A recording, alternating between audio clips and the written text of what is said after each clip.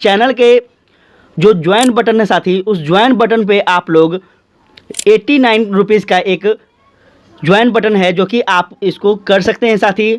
और आपको व्हाट्सएप पे यह पीडीएफ पूरा कंप्लीट बुक का आपको मिल जाएगा, ठीक है।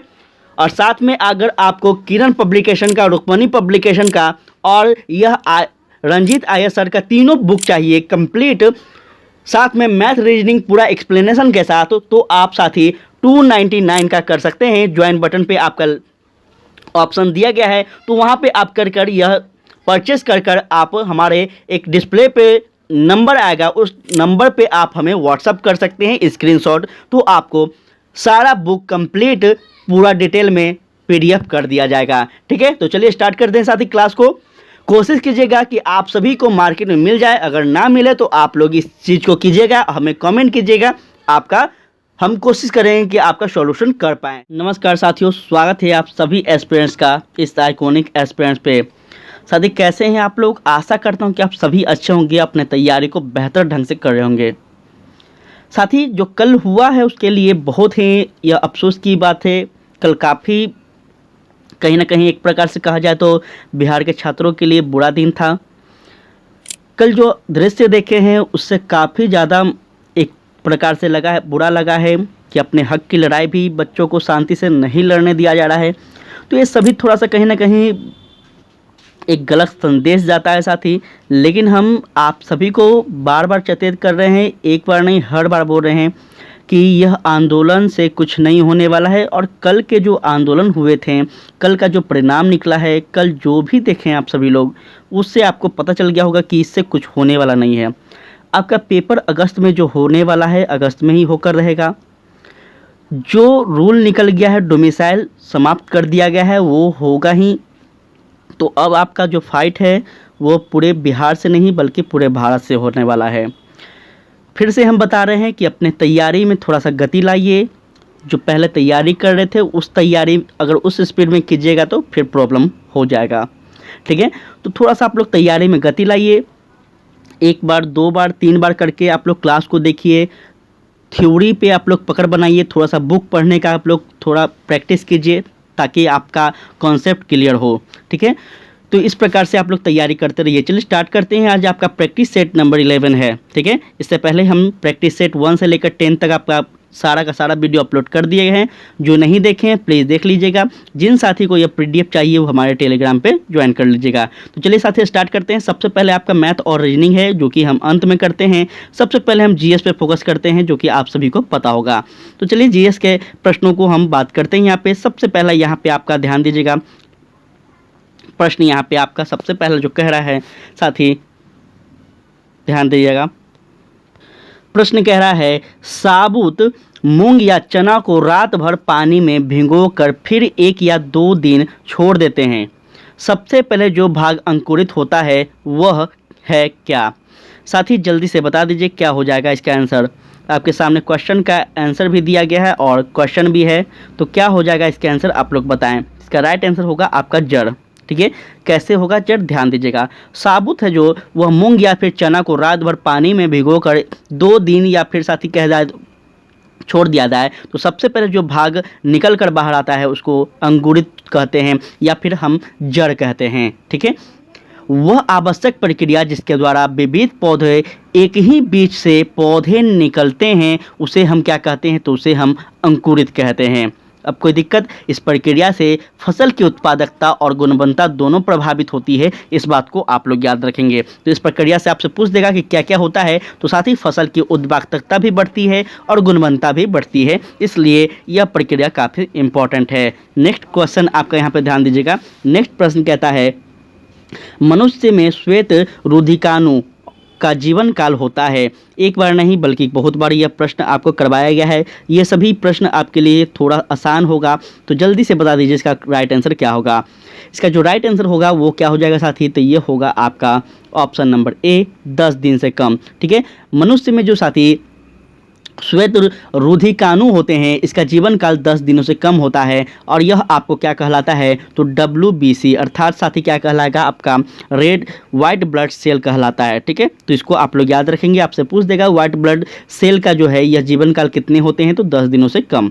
नेक्स्ट अगर हम बात करें तो ध्यान दीजिएगा, कहता है निम्न में से कौन सा ऊर्जा का परंपरागत स्रोत है। सो जल्दी बताइए साथी कि ऊर्जा का परंपरागत स्रोत इसमें से कौन सा है, इसमें से कौन सा हो जाएगा आपका, जल्दी से बताएं। तो यह आपका जीवाश्म ईंधन होगा। कैसे होगा समझिएगा, जीवाश्म ईंधन ऊर्जा का परंपरागत स्रोत है और ऊर्जा के वे स्रोत जो लंबे समय के उपयोग में आ रहे हैं ऊर्जा के पारंपरिक स्रोत कहलाते हैं। ठीक है, जैसे कोयला हो गया, आपका पेट्रोलियम हो गया, प्राकृतिक गैस हो गया, जल हो गए, पवन हो गए, ये सभी बहुत सारे, ये सब क्या है, तो प्राकृतिक ऊर्जा परंपरागत स्रोत हैं। ठीक है, चलिए बढ़ते हैं आगे। तो नेक्स्ट क्वेश्चन कहता है आपका यहाँ पे, वन्य जीव के संरक्षण के लिए राष्ट्रीय उपवन, जिसको हम पार्क भी कहेंगे, का महत्वपूर्ण है। भारत में कौन सा राष्ट्रीय उपवन सबसे पुराना है, जल्दी बताइए साथी। प्रश्न इंपॉर्टेंट है, प्रश्न का लेवल बेहतरीन है, तो जल्दी से कर दीजिए, इसका आंसर क्या होगा। यह आपका हो जाएगा साथी क्या, ऑप्शन नंबर इसका राइट होगा आपका ऑप्शन नंबर डी। ठीक है, क्या हो जाएगा, तो बांधवगढ़ राष्ट्रीय उपवन जो है यह आपका होगा। ध्यान से थोड़ा सा यहाँ पे आप लोग ध्यान देना होगा कि वन्य जीव के संरक्षण के लिए राष्ट्रीय उपवन, जिसको हम पार्क भी कहते हैं, इसका महत्वपूर्ण भाग होता है और भारत में जिस कार्बेट राष्ट्रीय उपवन सबसे पुराना है। ठीक है, तो यह आप लोग याद रखिएगा, कौन सा कार्बेट, तो जिम कार्बेट राष्ट्रीय उपवन जो है यह सबसे पुराना है साथी, इसको आप लोग अच्छे से ध्यान दीजिएगा। चलिए आगे बढ़ते हैं। तो नेक्स्ट आपका प्रश्न है, यहाँ पे ध्यान दीजिएगा, कह रहा है कि लाल आंकड़े की पुस्तक दर्ज करती है, क्या करती है, दर्ज। बहुत बार बताया गया है कि लाल आंकड़े की जो पुस्तक होती है ये क्या दर्ज करती है। आपको एक बार नहीं कितने बार यह बताया गया है, आपको हम बता रहे हैं कि अगर आप मेरे चैनल पर पूरा का पूरा अगर वीडियो देख लेते हैं तीनों पब्लिकेशन का, जिसमें आपका रुक्मणी है, किरण है और आपका रंजीत आया सर का बुक है, अगर इसको तीनों को आप एक एक करके वीडियो को देख लीजिएगा, 100% दावा कर रहे हैं कि आपका कटअप से बाहर, कटअप के जो आपका कटअप होगा साथी, उस कटअप में आप आ जाएंगे, चाहे वो 80 हो, 90 हो, 95 हो, जो भी कटअप हो, उस कटअप में लिख कर दे रहे हैं कि आप आ जाएंगे। ठीक है, तो हम थोड़ा सा तैयारी में अपना गति लाइए, हम बार बार बोल रहे हैं, नहीं तो आपका फिर से सपना अधूरा होगा और फिर ये शिक्षक भर्ती कब आएगा कोई नहीं जानता है। ठीक है, तो इस प्रकार से इसका राइट आंसर क्या होगा, जल्दी बता दें। इसका राइट आंसर जो होगा वो आपका हो जाएगा साथी क्या, तो लुप्त प्राय पौधे या फिर जानवर। ठीक है, वैसे पौधे या फिर वैसे जानवर जो लुप्त हो रहे हैं, जो प्राणी लुप्त हो रहे हैं, उसको क्या किया जाता है साथी, तो लाल पुस्तक में दर्ज किया जाता है उसके आंकड़े। ठीक है, ये एक बार नहीं बहुत बार बताया गया है इस बात को, तो आप लोग याद रखेंगे। इसको हम क्या कहेंगे, तो रेड डाटा पुस्तक कहते हैं। ठीक है, इसमें इस चीज़ को आप लोग याद रखिएगा, वे प्रजातियां, वे पौधे जो कि विलुप्त के कगार पे है, उसको हम रेड डाटा पुस्तक कहते हैं, उसको रेड डाटा पुस्तक में उसको दर्ज किया जाता है। ठीक है, नेक्स्ट अगर बात की जाए तो यहाँ ध्यान दीजिएगा, कह रहा है आपका नेक्स्ट क्वेश्चन, निम्नलिखित में से कौन सा सामाजिक कीट नहीं है। क्वेश्चन इंपॉर्टेंट है, जल्दी से इसका आंसर कर दीजिए। सामाजिक कीट इसमें से कौन सा नहीं है साथी, इसमें से जो सामाजिक कीट है वह कौन सा नहीं है, तो आपका होगा भृंग। अब भृंग जो है यह कैसे होगा, भृंग सामाजिक कीट नहीं है। सामाजिक कीट या फिर कीटों की वे प्रजाति हैं साथी जो समाज में रहती है और 3 विशेषता प्रकट करती है, जिसमें समूह, एकीकरण, श्रम विभाजन और पीढ़ियों के ओवरलैप।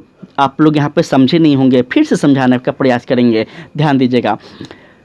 सभी कीट जो है, कीट का मतलब होता क्या है, सबसे पहले तो आपको ये जानना होगा कीट का मतलब क्या होता है। कीट का मतलब होता है साथी आइसोपेटा, इसका इंग्लिश होता है आइसोपेटा। और चींटियाँ जो कि फार्मिका कहलाता है, वे विभिन्न मधुमक्खियाँ या फिर वाइट्स सामाजिक कीटों के सबसे अच्छे उदाहरण है। ठीक है, तो इस बात को आप लोग याद रखेंगे। सामाजिक कीट में कौन आया, जैसे मक्खी हो गए, आपका मच्छर हो गया, ये सब क्या है, तो ये समाज के बीच रहते हैं, इसलिए सामाजिक कीट कहेंगे। मधुमक्खी हो गए, इस प्रकार से आप लोग इसको याद रखिएगा। चलिए आगे हम बढ़ते हैं। तो नेक्स्ट क्वेश्चन आपका कहता है यहाँ पे कि साथी मच्छरों के प्रजनन की रोकथाम के लिए कई विधियाँ प्रस्तावित की गई जाती है। निम्नलिखित में से वह विधि ज्ञात कीजिए जो कि मच्छरों के प्रजनन को नहीं रोकती हो। जल्दी से बता दीजिए साथी, प्रश्न थोड़ा सा डेप्थ में है, थोड़ा इम्पॉर्टेंट भी है और डेप्थ वो बहुत अच्छा डेप्थ दिया गया है, क्वेश्चन का लेवल जो है बहुत ही बेहतरीन है। तो क्या हो जाएगा इसका आंसर, आप लोग जल्दी से इसका आंसर को गेस कीजिए। वैसे तो हम बताने के लिए यहाँ हैं, लेकिन आप लोग अपने मन से जल्दी से बता दीजिए। साथ ही इसका जो राइट आंसर होगा क्या होगा, तो आपका यदि किसी स्थान पर पानी इकट्ठा हो गया हो तो साथ ही या फिर तेल का छिड़काव करें तो क्या हो जाएगा, तो आपका वहाँ पे मच्छरों का रोकथाम किया जा सकता है। आप देखते होंगे आप गली मोहल्ले में कि साथ ही नगर निगम के द्वारा क्या किया जाता है, तो ब्लीचिंग पाउडर जिसको कहते हैं ये छिड़काव किया जाता है। क्यों किया जाता है, ताकि मच्छरों की संख्या कम हो, कीटाणु वगैरह ये सब कम हो। अभी बरसात का मौसम है, आप लोग देख रहे हैं, तो अभी नाले वाले पूरी तरह से सफाई की जा रही है। वो किस लिए, ताकि साथ ही शहर में गांव में कहीं भी क्या हो तो मच्छरों से यह आपका टाइफाइड वगैरह ये सब जो आता है, ये सब बीमारी ना फैले। ठीक है, डेंगू वेंगू जो है ये सब। तो इस प्रकार से आपका जो ऑप्शन नंबर डी है राइट होगा। नेक्स्ट अगर बात की जाए तो ध्यान दीजिएगा, नेक्स्ट क्वेश्चन क्या कहता है प्रति इकाई समय में किसी वस्तु के वेग में परिवर्तन की दर डैश कहलाती है। क्या कहलाती है, किसी वस्तु के वेग का मतलब क्या होता है जल्दी से बता दे, और उसका परिवर्तन की जो दर कहलाती है वो क्या कहलाती है। साथ ही इसका जो राइट आंसर होगा वो आपका क्या होगा, तो त्वरण कहलाएगी। ठीक है, क्या कहला जाएगा, त्वरण। अब त्वरण की अगर हम बात करें तो त्वरण का क्या फॉर्मूला होता है, तो ध्यान दीजिएगा, त्वरण बराबर साथी त लिख रहे हैं यहाँ समझ जाएगा, थोड़ा पेन चलता नहीं है। त्वरण बराबर क्या होगा, तो साथी वेग परिवर्तन बटा क्या होगा, तो समय होगा। इस प्रकार से त्वरण को ए अंतिम वेग जो कि वेलोसिटी कहते हैं, प्रारंभिक वेग जो कि हम यू से डिनोट करेंगे, और उसके बाद बटा में निकालेंगे समय, तो आपका टी से क्या हो जाएगा साथ ही इसका पूरी फॉर्मूला निकल जाएगा, इसका पूरा आपका कॉन्सेप्ट निकल जाएगा। अब आपसे पूछ देगा कि त्वरण का ऐसा ही मात्रक क्या होता है। साथ ही त्वरण का जो ऐसा ही मात्रक होता है वह फिर मीटर या फिर सेकेंड स्क्वायर होता है। ठीक है, मीटर और सेकेंड स्क्वायर होता है, इस बात को आप लोग याद रखेंगे, काफी इंपॉर्टेंट है। और त्वरण जो है यह एक अदिश राशि है। सारा कॉन्सेप्ट क्लियर करने का हम प्रयास कर रहे हैं, उम्मीद करते हैं कि हर चीज एक एक करके आपका क्लियर हो जाए। नेक्स्ट क्वेश्चन आपका कहता है, यहाँ ध्यान दीजिएगा, निम्नलिखित में से कौन सा पशु जुगाली नहीं करता है। जुगाली कौन सा पशु नहीं करता है, यह आपका कल का क्लास रंजीत IAS सर जो हम लोग कल किए हैं साथी, उसमें भी आपका यह प्रश्न था। तो क्या हो जाएगा इसका जल्दी से बता दीजिए। जुगाली का मतलब उम्मीद करते हैं कि आप कल के क्लास में समझ गए होंगे, लेकिन प्रयास करेंगे कि हम आपको बेहतर ढंग से समझा पाएँ। सबसे पहले अगर बात की जाए, इसका जो राइट आंसर होगा साथ ही सुअर हो जाएगा। कैसे होगा, क्या होगा समझना है। सुअर पालन उद्योग पिगड़ी के नाम से जाना जाता है। सुगर पालन जो है ये आपसे पूछ देगा कि सुगर पालन को हम क्या कहते हैं, तो सुगर पालन को हम उद्योग पिगड़ी के नाम से जानते हैं। और सुगर का वैज्ञानिक नाम साथी क्या होता है, तो सस स्क्रोफोडेमेस्टिक होता है। सुगर का वैज्ञानिक नाम क्या होता है, सस स्क्रोफोडेमेस्टिक होता है। शुगर के मांस को पार्क कहा जाता है। सब कुछ डिटेल कर रहे हैं, कोई समस्या ना हो। चलिए आगे बढ़ते हैं। तो नेक्स्ट यहाँ पे ध्यान दीजिएगा, देखिए साथी, हम एक एक क्वेश्चन का आपको एक एक चीज़ का तोड़ कर जवाब दे रहे हैं ताकि आपको कोई समस्या ना हो। और मेरा 100% यही मेरा उद्देश्य है कि आपका बेहतर से बेहतर इस बार जल्द से जल्द सिलेक्शन हो। जितने भी आइकॉनिक एस्पिरेंट्स हैं, जितने भी इस वीडियो को देख रहे हैं साथी, मेरा यही उद्देश्य है कि आपका जल्द से जल्द, सबसे पहले अगर इस बार आप वरीयता दी जाए एग्ज़ाम में, तो सबसे पहले आपको दी जाए, क्योंकि इस एग्ज़ाम में सबसे पहला आपका अधिकार है। उसके बाद अदरवाइज कोई बिहार के बाहर के स्टूडेंट हैं तो उनको भी ठीक है, लेकिन सबसे पहले वरीयता आपको दी जानी चाहिए। इसलिए हम आपके साथ हैं और निरंतर आपके सपोर्ट में खड़े हैं। तो थोड़ा सा यहाँ पे आप लोग अच्छे से पढ़ाई कीजिए, जो हो सकता है वो तो किया जा रहा है, लेकिन सबसे पहले अपना जो इम्पोर्टेंट पार्ट है वो है अपना पढ़ाई, तो उसको आप लोग बिल्कुल भी मत छोड़िए। यही आपका पहला और प्रथम उद्देश्य होना चाहिए। कह रहा है मिट्टी की नमी को बनाए रखने के लिए पौधे के बीच की खाली जमीन को कार्बनिक पदार्थों की परत से ढकने की प्रक्रिया को डैश का नाम जाना जाता है। क्या नाम जाना जाता है, जल्दी से बता दीजिए। इसका राइट आंसर क्या होगा, जल्दी से आप लोग कर दें। तो यह आपका हो जाएगा साथी क्या, तो आपका हो जाएगा मल्चिंग।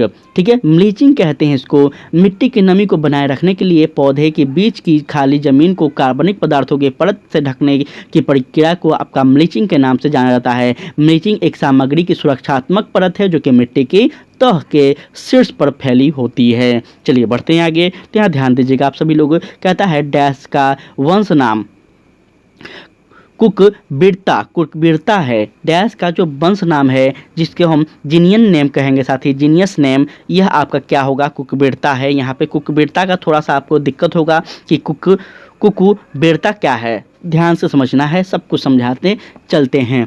सबसे पहले तो इसका आंसर क्या होगा, तो इसका आपका होगा ऑप्शन नंबर ए, कद्दू। कद्दू जो होगा साथी इसका राइट आंसर होगा। कद्दू का वंश का ही नाम है क्या, तो कुकुबिरता। ठीक है, कद्दू का वंश का ही नाम क्या है, तो कुकुबिरता है। इसको आप लोग याद रखिएगा। और 29 सितंबर को कद्दू दिवस मनाया जाता है। तो आपसे पूछ देगा कब कद्दू दिवस मनाए जाते हैं साथी, तो 29 सितंबर को कद्दू दिवस मनाया जाता है। काफ़ी इंपॉर्टेंट चीज़ है, आपको यहाँ ध्यान देना होगा।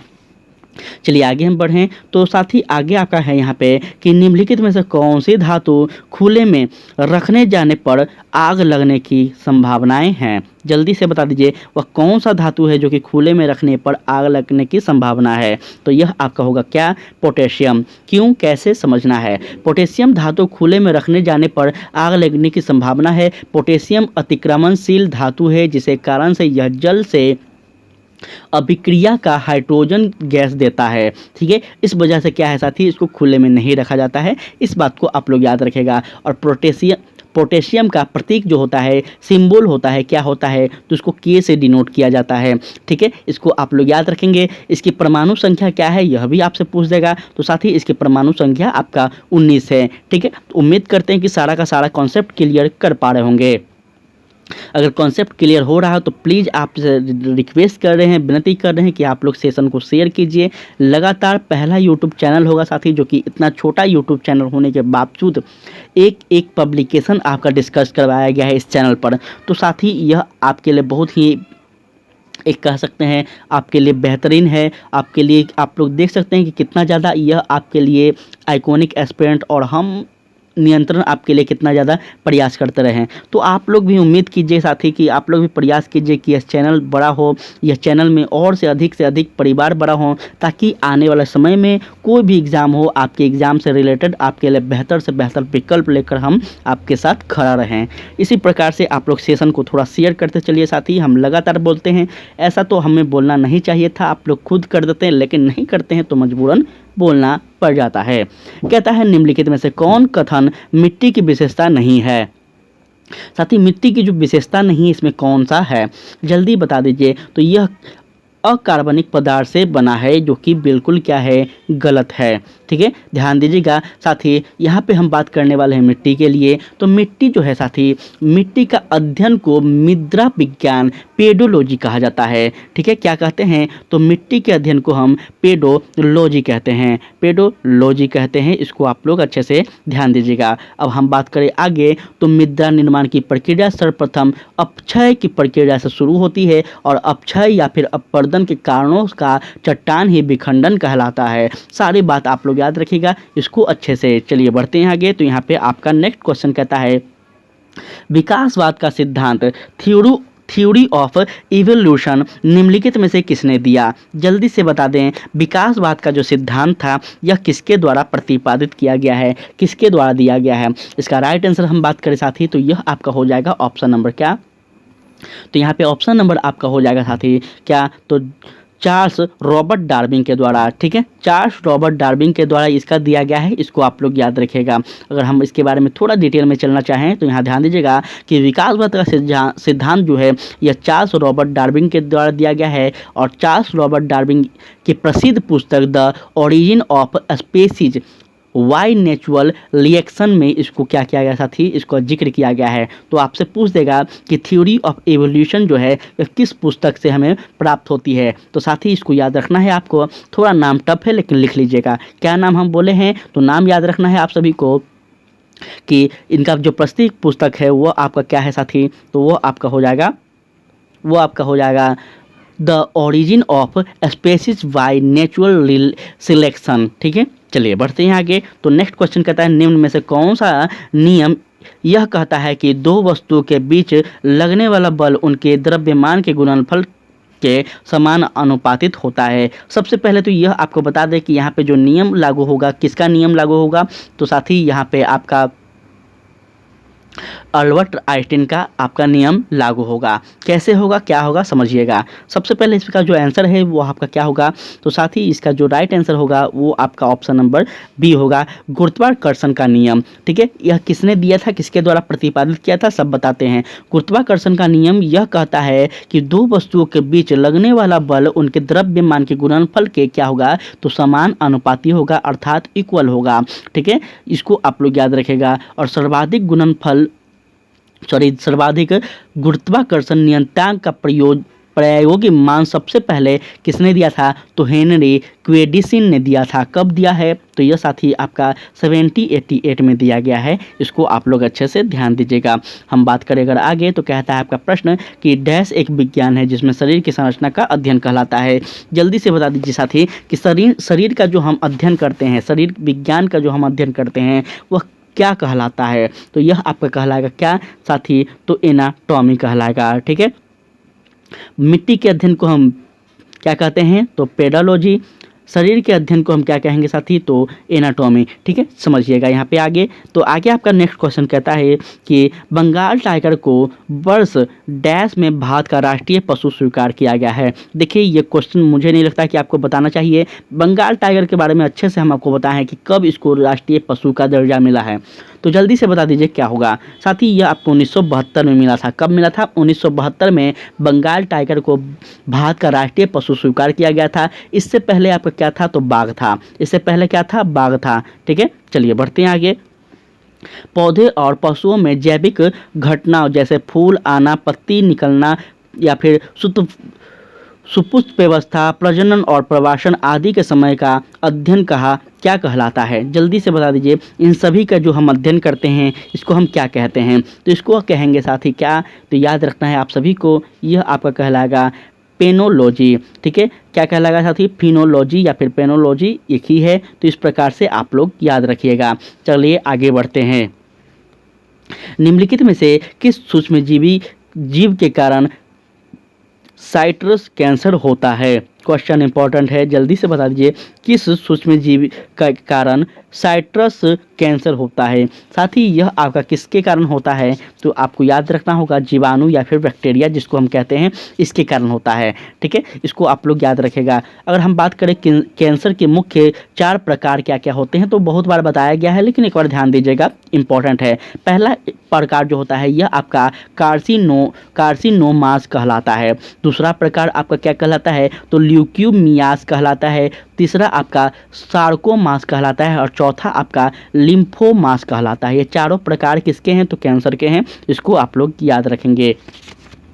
प्रश्न कह रहा है निम्नलिखित में से कौन सा जहरीला पौधा नहीं है। साथ ही जहरीला जो पौधा नहीं है इसमें से कौन सा नहीं है, क्या आपका इसमें से आंसर होगा, जल्दी से आप लोग कमेंट कर दीजिए। जहरीला पौधा आपका कौन नहीं है इसमें, तो साथ ही ड्रेसिना जो है यह क्या है, तो एक जहरीला पौधा नहीं है। ठीक है, इस ड्रैगन ट्री के रूप में पाया जाता है। ठीक है, इसको क्या जाना जाता है या फिर पाया जाता है, तो इसको आप याद रखेंगे ड्रैगन ट्री के रूप में इसको जाना जाता है। यह पौधा घर के अंदर हवा को शुद्ध बनाने में मदद करती है और साथ ही इसमें शोभा भी बढ़ाने में शोभा बढ़ाने के लिए यह घर में लगाया जाता है। तो इसको आप लोग याद रखेगा। ठीक है, शो के लिए भी लगाए जाते हैं ये पौधा, तो आप लोग इसको अच्छे से याद रखेगा। चलिए आगे हम बात करते हैं, ध्यान दीजिएगा। क्वेश्चन आज का काफ़ी अच्छा है साथी, बहुत ही इंपॉर्टेंट प्रश्न है और बहुत बेहतरीन प्रश्न है। ध्यान दीजिएगा, कह रहा है यहाँ पे, एक सेकंड साथी, एक सेकंड ध्यान दीजिएगा। यहाँ पे कह रहा है डेंड्रॉन और एंजॉन किसके भाग हैं। जल्दी से बताइए साथी, थोड़ा सा इंपॉर्टेंट क्वेश्चन है और शायद किसी विद्यार्थी को नहीं आ रहा होगा, क्योंकि ये पहली बार शब्द सुनने को मिल रहा है उनको। डेंड्रॉन और एंजॉन क्या हैं, कि यह किसके भाग हैं, किसके भाग हैं, आप लोग बता दीजिए। तो इसका जो राइट आंसर हो जाएगा वो क्या हो जाएगा आपका, तो साथी तंत्रिका तंत्र के भाग हैं। क्या है समझिएगा, डेंड्रॉन और एंजॉन तंत्रिका भाग हैं साथी। तंत्रिका कोशिका के 3 प्रमुख भाग हैं, जिसमें हम अगर बात करें तो पहला भाग आपका होता है साइटोन, दूसरा भाग होता है आपका डेंड्रॉन और तीसरा भाग होता है आपका एक्सॉन। तो ये तीनों भाग को आप लोग याद रखिएगा, ये तंत्रिका तंत्र के 3 भाग हैं। ठीक है, चलिए आगे हम बात करें तो यहाँ ध्यान दीजिएगा। नेक्स्ट अगर हम बात करते हैं तो कहता है आपका कि सड़कों को पक्का करने के लिए किस पेट्रोलियम पदार्थ का उपयोग किया जाता है। जल्दी से बता दीजिए, सड़कों को पक्का करने के लिए किस पेट्रोलियम पदार्थ का उपयोग हम करते हैं। तो इसका राइट आंसर क्या होगा, जल्दी आप लोग बताएं। इसका राइट आंसर हो जाएगा आपका साथी क्या, तो ऑप्शन नंबर ए बिटुमिन। ठीक है, बिटुमिन का प्रयोग करते हैं, याद रखिएगा, काफ़ी इंपॉर्टेंट है। उसके बाद हम अगर बात करें इसके बारे में तो यह भी आप लोग याद रखिएगा। यहाँ पे आपका क्या है साथी, तो डामर। डामर क्या होता है समझिएगा, डामर जिसे हम बिटुमिन के रूप में भी जाना जाता है। तो डामर क्या कहते हैं, बिटुमिन कह लीजिए या फिर डामर कह लीजिए, आपका एक ही है। तो कभी भी आपका क्वेश्चन दिया जाएगा तो बिटुमिन ना रहे, अगर डामर रहे तो वहाँ पर भी आप सही कीजिएगा, इसी का नाम डामर है। चलिए आगे हम बात करें तो यह एक चिपचिपा होता है, काला होता है, अत्यधिक तरल होता है। ये सभी आप लोग विशेषता इसको याद रखेगा, किसका, तो बिटुमिन के बारे में। नेक्स्ट आपका क्वेश्चन कहता है खाज रोग का संबंध मानव शरीर के निम्न में से किस भाग से है। खाज रोग जो है यह आपका जो मानव शरीर में होता है साथी, यह किस भाग में होता है, किस भाग से संबंध है, यह आप बता दीजिए। तो इसका राइट आंसर होगा आपका त्वचा। ठीक है, ये जो खाज है साथी यह क्या है, तो स्किन फंगल है एक प्रकार का, जो कि साथी यह होता है। इस प्रकार से आप लोग याद रखेंगे। ये सिंपल प्रश्न था, इतना इंपॉर्टेंट नहीं था। नेक्स्ट हम बात करें, कहता है निम्नलिखित में से कौन सा अपशिष्ट प्रबंध का एक अस्थायी तरीका नहीं है। अपशिष्ट प्रबंध का एक अस्थायी तरीका इसमें से कौन सा नहीं है, तो यह आपका हो जाएगा क्या, तो जलना। ठीक है, सॉरी जलाना। ठीक है, बर्निंग कह लीजिए इसको, जलाना जो है यह क्या है, तो जलाना अपशिष्ट प्रबंध का एक अस्थायी तरीका नहीं है। अपशिष्ट प्रबंध का आज से अवशिष्ट को एकत्र करने और उसके उपचार हेतु उचित प्रक्रिया अपनाने से होता है। ठीक है, अपशिष्ट की हम बात कर लें तो थोड़ा यहाँ ध्यान दीजिएगा। ठोस अपशिष्ट तत्व उन पदार्थों को कहते हैं जो कि उपयोग के बाद नियंत्रण एवं बेकार हो जाते हैं, जिसमें हम कह लें तो समाचार पत्र हो गया, पॉलीथीन हो गया, डिब्बे हो गया। इसका क्या होता है, तो प्रयोग के बाद इसका एक ही बार प्रयोग होता है, दोबारा इसका कोई बेकार हो जाता है। इस प्रकार से आप लोग याद रखिएगा, एग्जाम्पल के साथ हर चीज़ कॉन्सेप्ट कर रहे हैं। क्या यहाँ कहता है प्रश्न आपका कि डुगोंग निम्न में से किस भारतीय केंद्र शासित प्रदेश का राजकीय पशु है। क्वेश्चन देखिए बहुत बेहतरीन है, जल्दी से बता दीजिए कि डुगोंग जो है यह किस भारतीय केंद्र शासित प्रदेश का राजकीय पशु है, डुगोंग। तो यह आपका क्या होगा, जल्दी आप लोग इसका आंसर कर दीजिए। तो इसका राइट आंसर हम अगर बात करें साथी तो यह आपका अंडमान और निकोबार का हो जाएगा। ठीक है, डुगोंग जो है यह अंडमान निकोबार का क्या है, तो राजकीय पशु है, यह आप लोग याद रखिएगा। चलिए बढ़ते हैं हम आगे। तो यहाँ ध्यान दीजिएगा, कह रहा है निम्नलिखित में से कौन सा शीत रक्त प्राणी नहीं है। जल्दी बताइए, इसमें से शीत रक्त प्राणी कौन सा नहीं है, और यह शीत रक्त प्राणी होता क्या है, कोल्ड ब्लडेड क्या होता है, इस पे भी हम चर्चा करेंगे। तो सबसे पहले तो इसका हम बात करें तो यह आपका खरगोश होगा। कैसे होगा, ध्यान दीजिएगा, खरगोश शीत रक्त प्राणी नहीं है। शीत रक्त वे जानवर हैं जो अपने आंतरिक शरीर के तापमान को आवश्यक स्तर के अनुसार नियंत्रित नहीं कर सकती है, और वे बाहरी पर्यावरण के तापमान में परिवर्तन के अनुसार अपना तापमान बदलते रहते हैं। इसको हम क्या कहते हैं, तो शीत रक्त प्राणी कहते हैं, जो कि खरगोश इसमें नहीं है। चलिए बढ़ते हैं आगे। तो कहता है मानव शरीर की सबसे छोटी और सबसे लंबी हड्डी क्रम डैश और है। क्या है इसमें से, जल्दी से बता दें, इसमें से कौन सा है सबसे छोटी और सबसे लंबी हड्डी, जल्दी से बताइए इसमें से कौन सा है। तो यह आपका हो जाएगा, आसान सा प्रश्न है, क्या हो जाएगा आपका ऑप्शन नंबर सी साथी। ऑप्शन नंबर डी हो जाएगा आपका क्या, तो रकाब जिसको हम स्टेप्स कहेंगे, और जंघा स्थित जिसको हम फीमर कहेंगे। ठीक है, सबसे बड़ा जो है ये आपका क्या है साथी, फीमर होता है, सबसे छोटा आपका स्टेप्स होता है। इस प्रकार से आप लोग याद रखिएगा, इसके बारे में काफ़ी इंपॉर्टेंट है। अगर हम इसके बारे में थोड़ा बात करना चाहें तो यहाँ पे कुछ हम अगर इसके बारे में खास के बारे में आपको प्रश्न पूछा नहीं जाएगा, लेकिन अगर हम इस पर थोड़ा सा चलिए यहाँ पे काफ़ी इंपॉर्टेंट नहीं है। चलिए आगे हम बढ़ते हैं, जहाँ पे इंपॉर्टेंट रहता है हम खुद एक्सप्लेन कर देते हैं। ध्यान दीजिएगा, दही और विनेगर का स्वाद खट्टा होता है क्योंकि इसमें मौजूद होते हैं क्या, जल्दी बता दीजिए क्या इसमें मौजूद होता है। तो साथ ही इसमें जो मौजूद होता है ये आपका अम्ल होता है। आपको पता है ना, अम्ल के कारण ही तो क्या होता है, कोई भी चीज़ खट्टा होता है। ठीक है। और कौन सा अम्ल होंगे, तो एसिटिक अम्ल होंगे, जाहिर सी बात है। तो यहाँ पे आप लोग इस चीज़ को ध्यान दीजिएगा, बेसिक प्रश्न था, इसमें कोई खास ऐसा नहीं था, ठीक है। चलिए आपका नेक्स्ट क्वेश्चन कहता है, यहाँ ध्यान दीजिएगा। नेक्स्ट प्रश्न आपका कह रहा है यहाँ पे कि निम्नलिखित में से कौन सा कार्य मेडुला मेडुला ऑब्लागेटा द्वारा नियंत्रित नहीं है। साथ ही जल्दी से बता दीजिए इसमें से क्या हो जाएगा आपका। क्या है, खांसना है, छींकना है, ताली बजाना है, या फिर उल्टी करना, या फिर वोमिटिंग हम कह लें, तो यह आपका क्या हो जाएगा, इसमें से राइट आंसर बता दीजिए।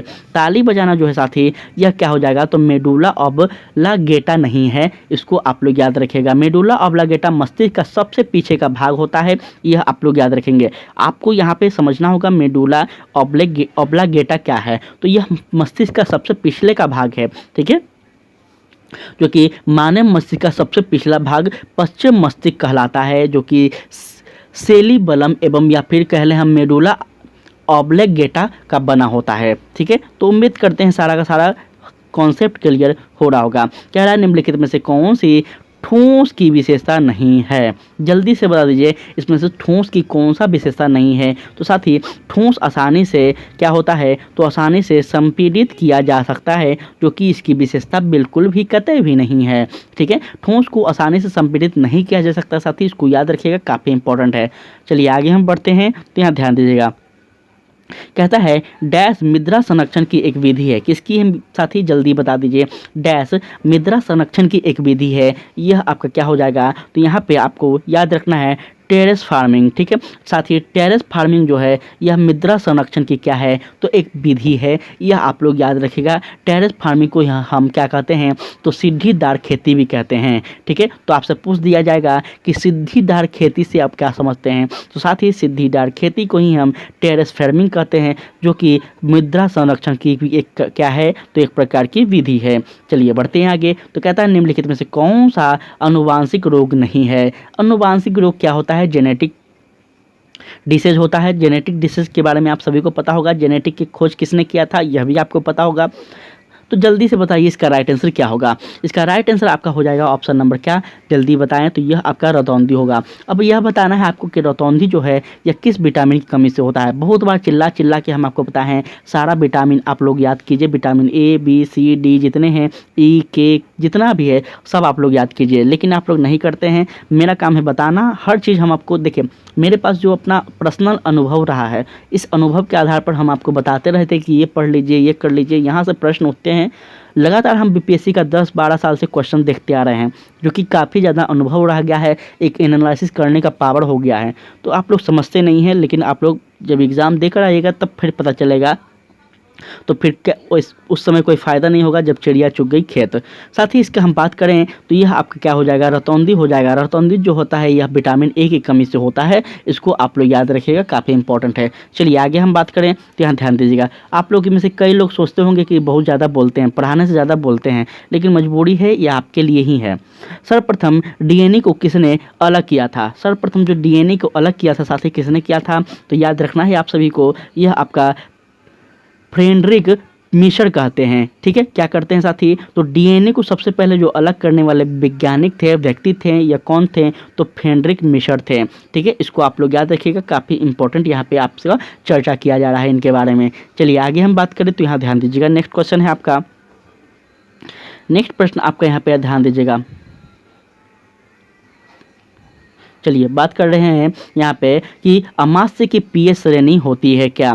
जल्दी बता दीजिए पीएच श्रेणी क्या है, अमास्य की जो पीएच श्रेणी है क्या है। इसका राइट आंसर होगा आपका क्या साथी, तो आपका 1.5 से लेकर 2.0 के बीच होता है अमास्य का पीएच श्रेणी, यह आपको याद रखना होगा। और अमास्य में अगर बात करें हम तो साथी यहाँ पे ध्यान दीजिएगा, अमास्य, यहाँ पे अमास्य की हम बात करें तो अमास्य में जटर रस होता है, जिसमें आपका HCl क्या होता है, तो HCl अम्ल होते हैं, जो कि इसका पीएच मान क्या करता है साथ ही कम कर देता है, ठीक है। ये आपको याद रखना है HCl के बारे में। अगर हम आगे बात करें तो यहाँ पे आप लोग ध्यान दीजिएगा, पीत का जो रस का हम पीएच मान अगर बात करें तो कितना होता है, तो 7.7 होता है पीत का पीएच मान, ठीक है, पीत का रस का पीएच मान, ये सभी याद रखिएगा। पीएच का मान होना अम्लीय प्रदर्शित कहलाता है। ठीक है, सारे के सारे कॉन्सेप्ट को आप लोग याद रखिएगा। अगर आप लोग कॉपी में कहीं लिख रहे हो तो सबसे बेहतर है और सबसे अच्छा है।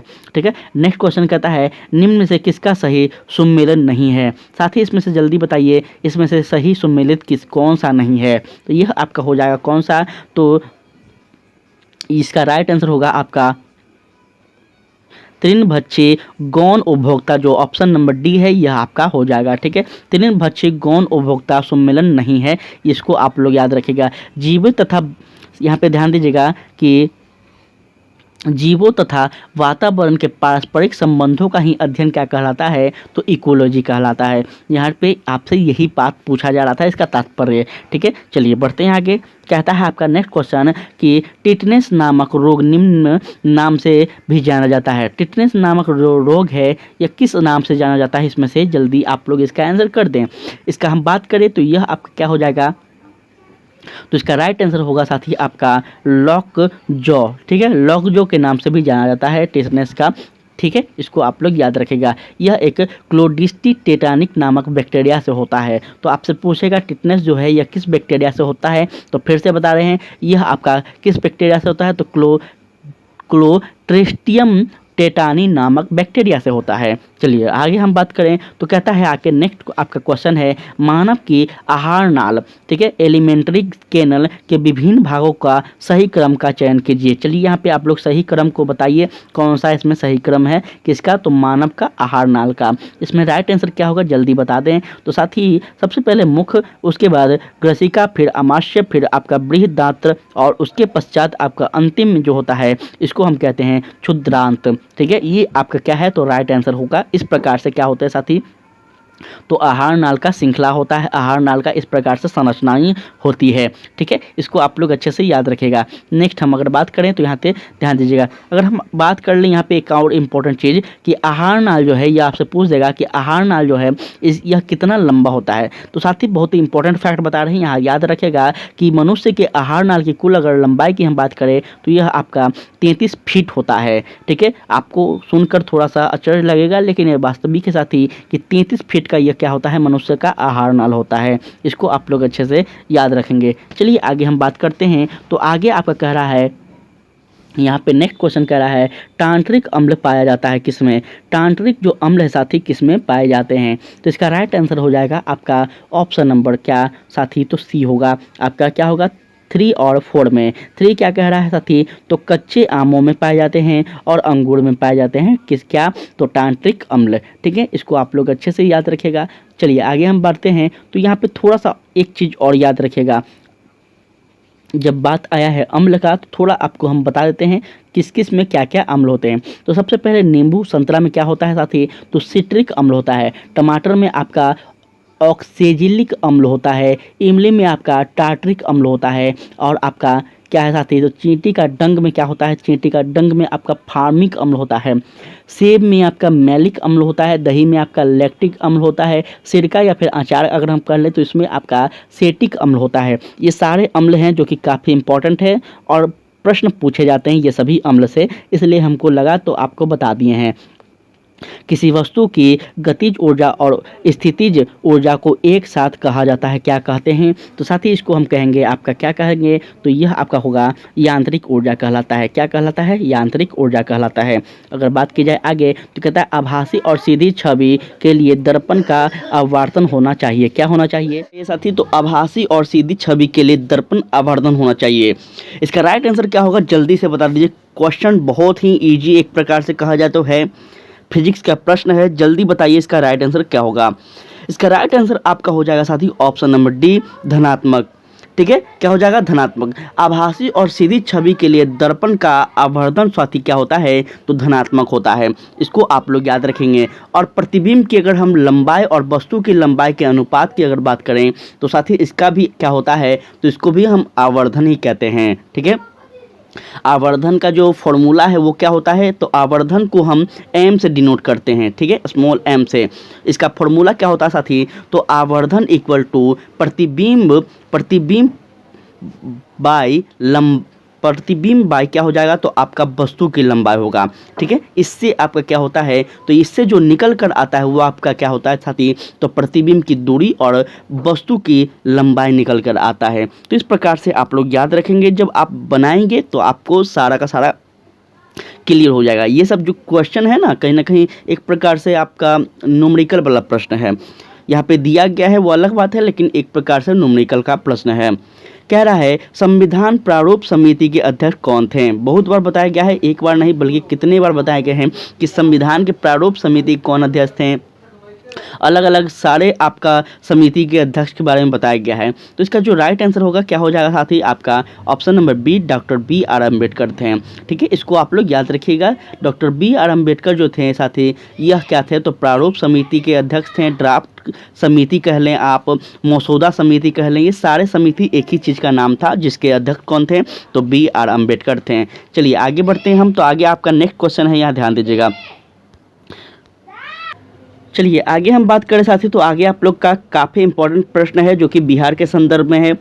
देखिए, कह रहा है वर्ष 1902 ईस्वी में सिताब दियारा जो कि बिहार में है साथी, यहाँ पे किनका जन्म हुआ था। इसमें से आप लोग देख सकते हैं, क्या वो जयप्रकाश नारायण थे, कर्पूरी ठाकुर थे, रामधारी सिंह दिनकर थे, या फिर डॉक्टर राजेंद्र प्रसाद थे। कौन थे वो महान व्यक्ति साथी जो कि बिहार की इस धरती पे सिताब दियारा वाले भूमि पे साथी उनका जन्म हुआ था।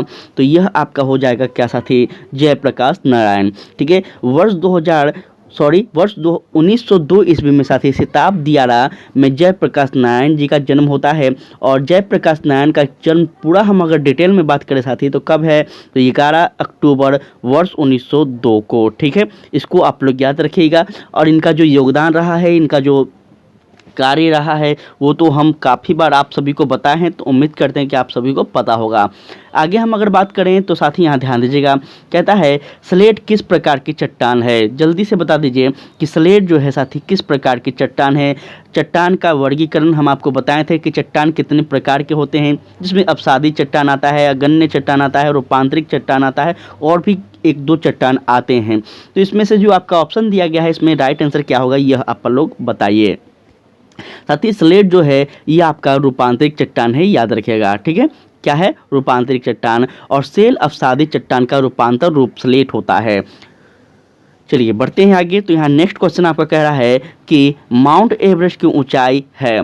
साथी माउंट एवरेस्ट की ऊंचाई कितना बार हम आपको बताए हैं, याद कीजिए कितना बार बताए हैं। अब आप सोच रहे होंगे कि सर हर बार क्वेश्चन को बोल रहे हैं, हम बतेवे किए हैं, तो पढ़ा क्यों रहे हैं।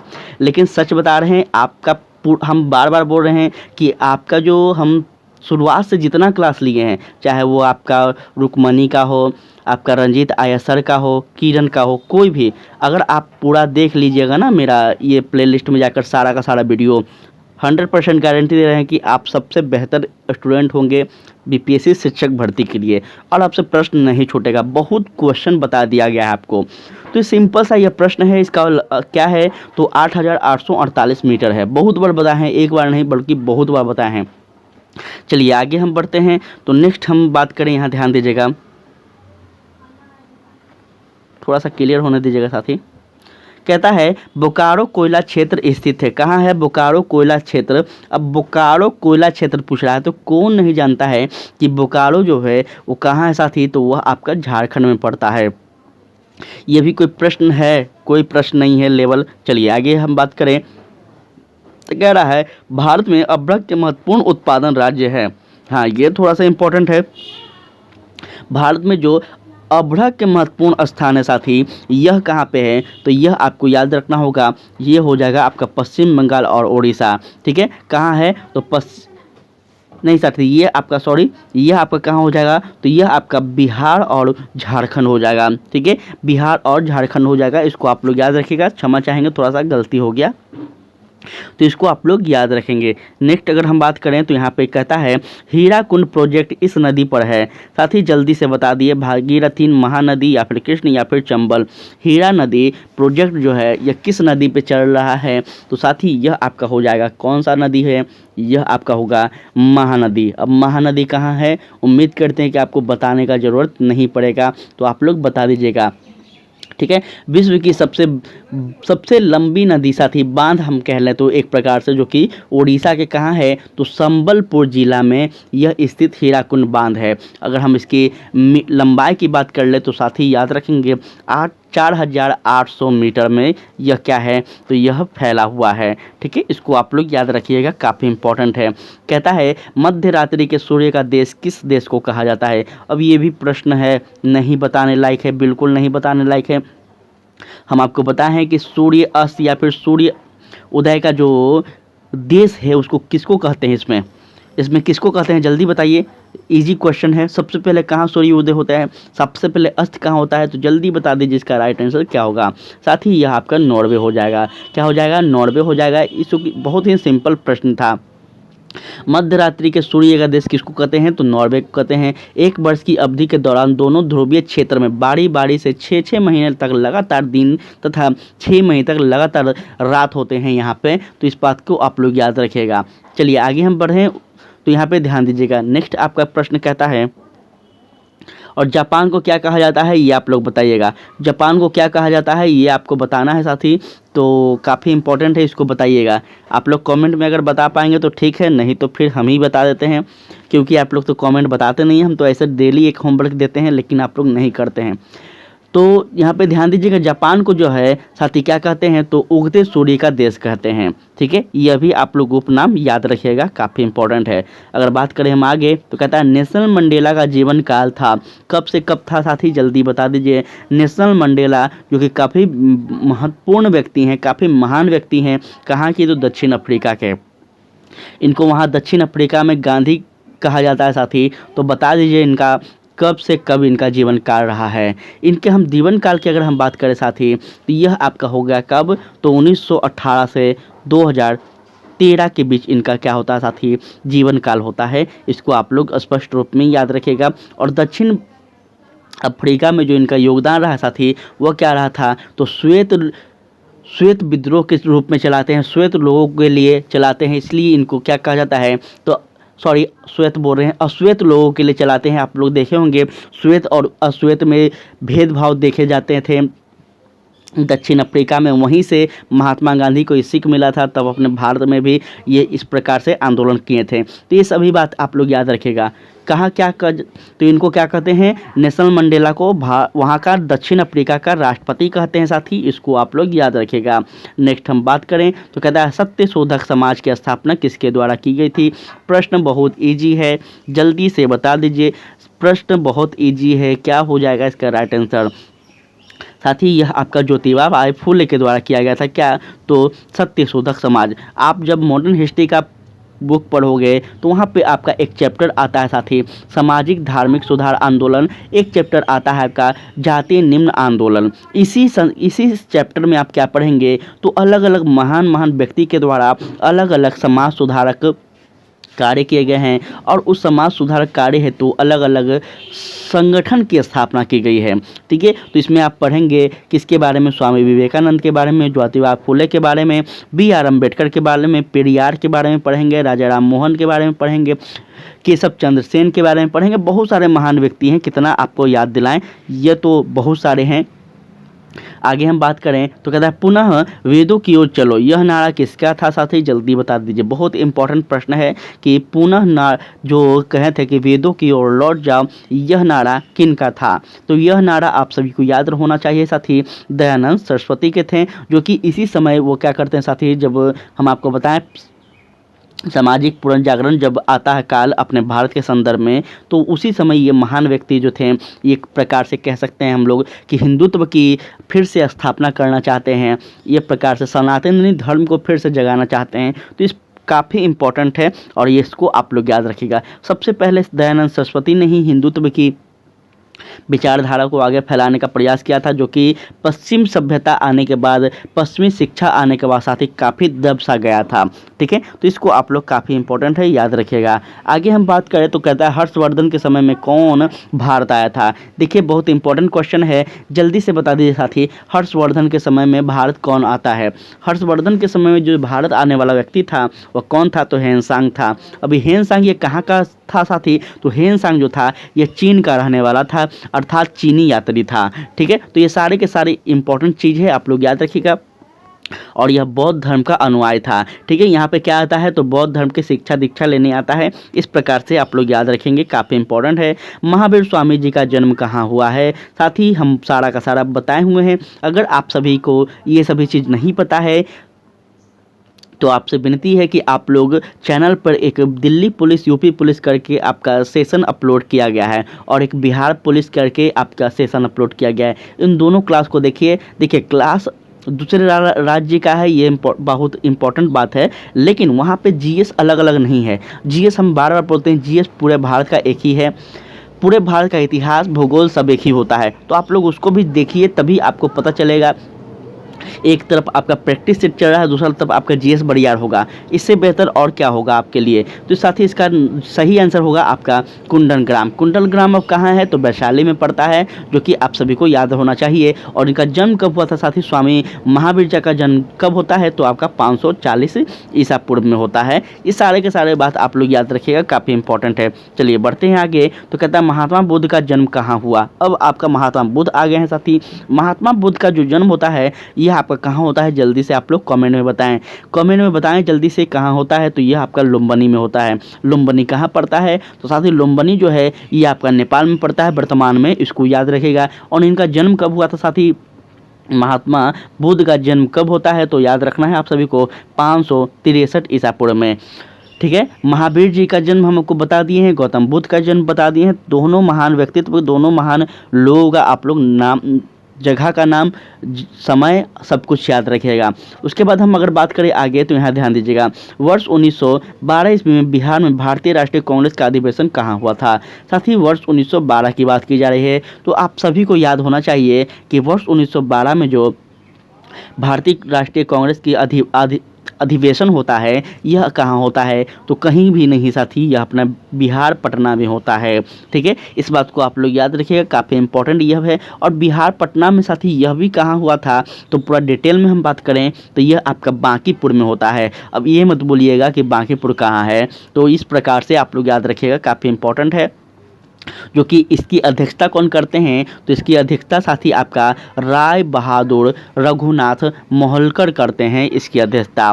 ठीक है, चलिए आगे हम बात करें तो कहता है मैथिली भाषा को भारतीय संविधान की 8वीं अनुसूची में किस वर्ष सम्मिलित किया गया है। इंपॉर्टेंट क्वेश्चन है, जल्दी से बता दीजिए। तो साथ ही यह आपका क्या हो गया तो 2003 में किया गया था। मैथिली भाषा को भारतीय संविधान की 8वीं अनुसूची में आपका वर्ष 2003 में क्या किया गया तो सम्मिलित किया गया, जो कि साथ ही आपका 92वां क्या था संविधान संशोधन था। सारे के सारे बातों को आप लोग याद रखिएगा, आपके लिए जितना याद रखेंगे उतना फ़ायदा होगा।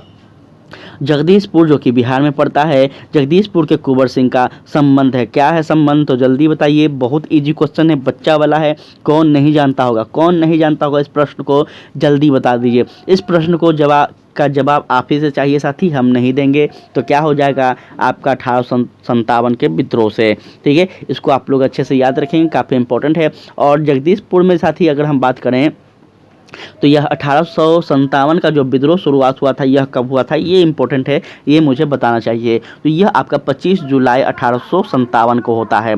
ठीक है, इंपॉर्टेंट है, आप लोग याद रखिएगा, यह काफ़ी इंपॉर्टेंट है। उसके बाद हम बात करें आगे तो यहाँ ध्यान दीजिएगा। नेक्स्ट आपका प्रश्न यहाँ पे पूछता है, उसको ध्यान दीजिएगा।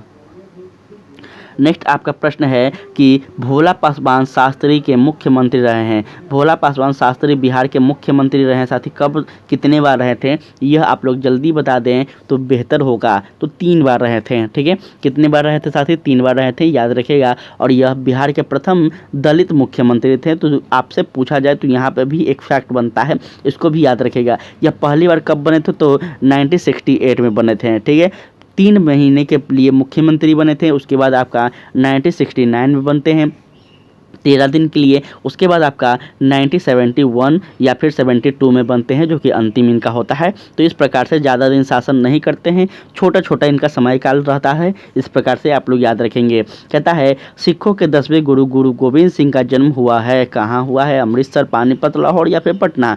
कौन नहीं जानता है इसका आंसर, सही जल्दी बताइए। तो यह आपका हो गया साथी क्या, पटना में। सब जानते होंगे, आँख बंद करके इस पर टिक लगा दीजिएगा, ऐसा प्रश्न आपसे पूछा जाए तो। कहता है सासाराम आसाम में किसका मकबरा है। अब देखिए इतना इजी प्रश्न पूछेगा तो कौन नहीं बताएगा। अब इतना प्रश्न, आज इसी इजी प्रश्न तो मुझे लगता है पूछेगा भी नहीं, सबसे पहला बात।